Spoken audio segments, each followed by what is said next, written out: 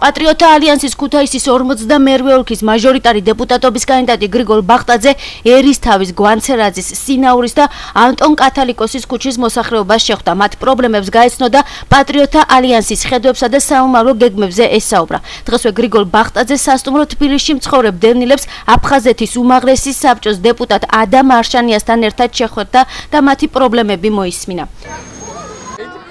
ყველა კომპაქტურ დასახლებაში არის ერთი და იგივე პრობლემები უმძიმესი.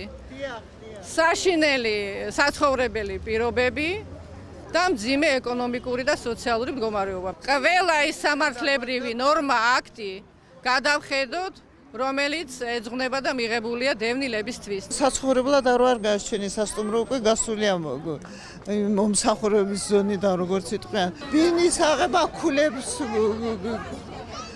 ქულები არის არასწორად. სიტყვის კაცი, ნამუსის კაცი, პატრიოტსანი კაცი, ეროვნული მოძრაობიდან პირველი დღიდან ერთად მოვდივართ. ვინ თუ არა გია.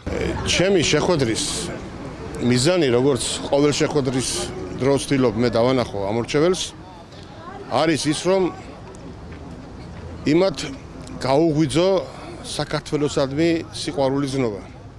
გაუღვიძო ის ზნობა, რასაც ქვია ქართული, რასაც ქვია ეროვნული და გავაგებინო ერთი რამ.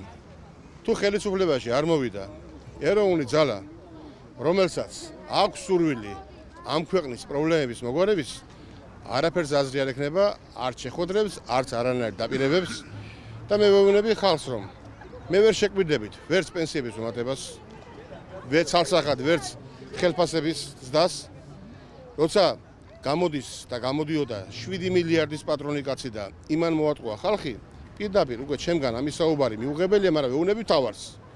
ჩვენის ხალხი ვართ, რომელმაც ჩვენი ცხოვრებიდან გამომდინარე დავამტკიცეთ, რომ გვიყვარს ჩვენი სამშობლო.